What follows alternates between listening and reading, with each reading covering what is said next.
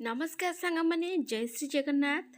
आज आसतु जानिबा एही सब को आमे कंट्रोल रे रखिबा। एही सब ऊपर कंट्रोल रखंतु। राग आसिले निज जीभ को नियंत्रण करंतु।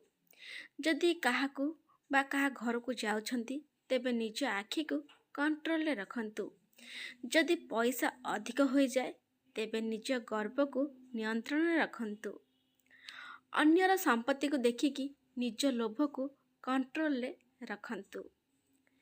निजरा खराब व्यवहार उपरे कंट्रोल रखंतु। एही सब जिनस पर निहाती भाबरे कंट्रोल रखंतु बा निज आयत्ତରେ रखंतु।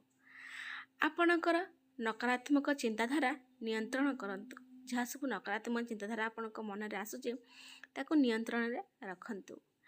आपणकर गुप्त कथा गुड़िक उपरे नियंत्रण रखंतु। एहाकू काहा आगरे कोंतु नहीं, आपणक भितरे रखंतु।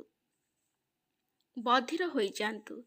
जदि आपण जीवन रे आगको बढ़िबा को चाहुचंती तेबे बधिर हुअन्तु। कारण एही दुनिया रे आपण जे लोक मानको पांती सेमानक मध्यरु अधिकांश हताशकारी।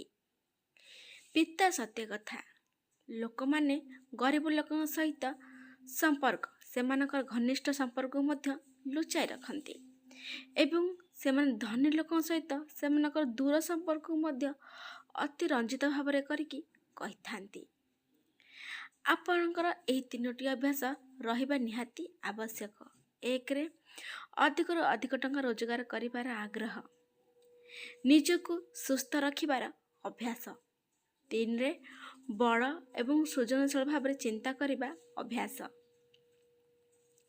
एहीपरि हुअन्तु लोक माने आपण पई पागल होई जिवे। एक रे प्रथमे आपणक शरीर को फिट रखंतु बा सुस्थ रखंतु। दुई रे ठीक भाव पोशाक पिंधिबा आरंभ करंतु। तीन रे प्रत्येक समय रे कहा पई उपस्थित रुहंतु, सबले अवेलेबल रुहंतु नहीं। जदि केही आपणको डाकंती तांकु समय दियंतु किंतु तुरंत जानतु नहीं। केबे केबे लोकन को ना कहबा सिखंतु। सबुथिरे हाँ कहबा ठीक नुहे। लोकंक मध्यरे अबांतर कथा कहबा उचित नुहे। एही सब करंतु नहीं। सबले हस हस मुहरे रुहंतु। मुहर सबले हस रखि थांतु। निजको साधारण नुहे स्वतंत्र करंतु। जदि आपण जने पुओ तेबे ध्यान दे सुनंतु।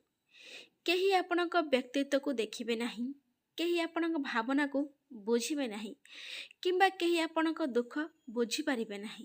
जदि केही आपणको कौन किछि पचारंती तेबे से केवल पचारिबे जे तुमे केते रोजगार करछ। समस्ते आपणकर पैसा को देखंती, आपण ता प्रते पछरे केते कष्ट दुख करछंती, ताको केते संघर्ष करछंती ताको केही देखंती नाही कि केही पचारंती भी नाही। 6टी पदक्षेप रे आपणक जीवन परिवर्तन करंतु। नकारात्मक लोकन ठारू दूरे रुहंतु। आपणक स्वप्न को 100% दियंतु, माने आपणक स्वप्न को पूरा लागी पड़िकी सत करंतु। निज भूल को भय करंतु नहीं। सठिक कौशल शिखंतु। सबले 100% समय निज उपरे विनियोग करंतु। आपणक ध्यान एपरि हेबा उचित जे रास्ता रे जेते प्रतिबंधक आसिले मध्य तुमर ध्यान विचलित न हेबा दरकार। आपणक ध्यान रे अटल रहबा आवश्यक। कथा तो पिता लगी पारे किंतु सत्य कथा। लोक माने कहते तुम लढ़, आमे तुम सहित अछु। सतरे जदि लोक माने प्रकृति आपण सहित थांते तेबे संघर्ष कौन आवश्यकता न थांता। सफलता केबे धनी किंबा दारिद्र देखे नहीं, यह केवल कठिन परिश्रम देखे। मन रखतु आज्ञा, भाग्य एवं कठिन परिश्रम मध्य केवल गोटे पार्थक्य अछि। भाग्य केवल ताहा दिए जहाँ तुम भाग्यर लेखा थाए, किंतु कठिन परिश्रम तुमको ताहा भी देई थाए जहाँ लेखि हुए नहीं बा जहाँ निज भाग्यर भी न थाए। परिश्रम आपको सेटा देई देई थाए।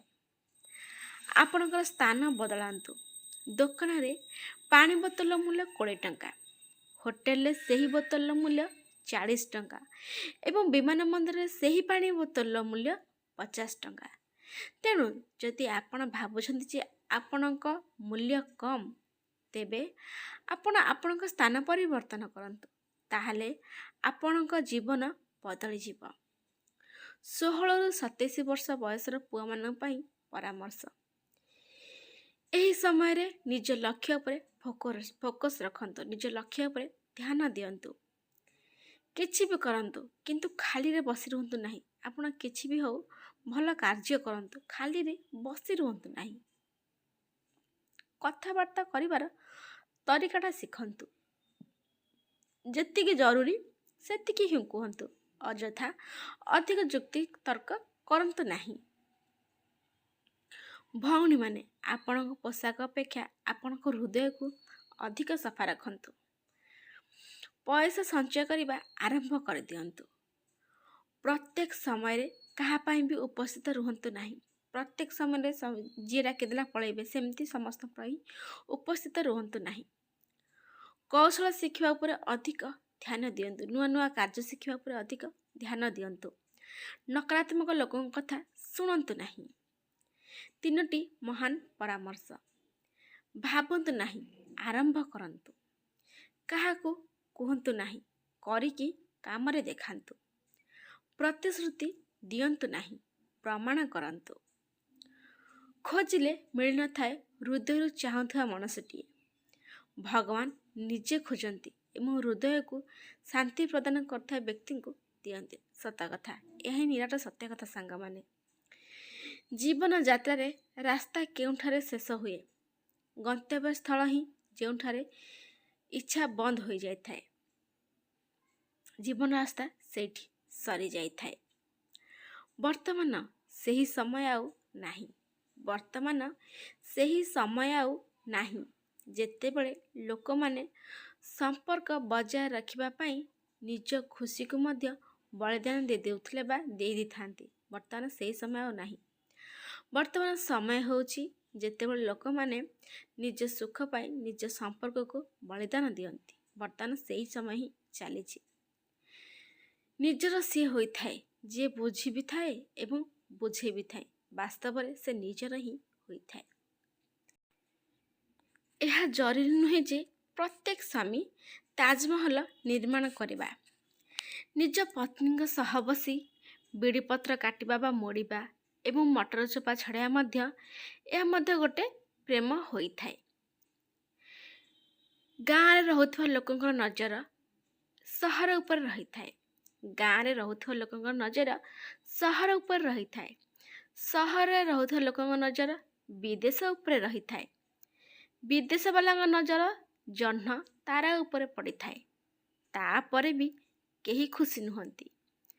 ଖୁସି ସିଏ ହୋଇଥାନ୍ତି ଯାହାଙ୍କ ନଜର ନିଜର ପରିବାର ଉପରେ ହିଁ ରହିଥାଏ। ଜୀବନରେ ଆପଣ ଆପଣଙ୍କ ପତ୍ନୀର ଇଜ୍ଜତ ନିହାତି ଭାବରେ କରନ୍ତୁ। କାହିଁକି ନା ବୁଢ଼ାପା ସମୟରେ ସିଏ ହିଁ ଆପଣଙ୍କର ସାହାରା ହୋଇଥାନ୍ତି। କାହିଁକି ନା ବୁଢ଼ାପା ସମୟରେ ଆପଣଙ୍କର ପୁଅ ବୋହୂ କେହି ବି ସାଥ ଦିଅନ୍ତୁ ନା ନ ଦିଅନ୍ତୁ, କିନ୍ତୁ ଆପଣଙ୍କ ପତ୍ନୀ ଆପଣଙ୍କ ମରିବା ପର୍ଯ୍ୟନ୍ତ ଆପଣଙ୍କ ସାଥ ନିଭାଇଥାଏ। ଏମିତି ଅନ୍ୟ ଭିଡ଼ିଓ ଦେଖିବା ପାଇଁ ସାଙ୍ଗମାନେ ଚ୍ୟାନେଲକୁ ସବସ୍କ୍ରାଇବ୍ କରିଦିଅନ୍ତୁ, ଲାଇକ୍ କମେଣ୍ଟ ସେୟାର ବି କରନ୍ତୁ।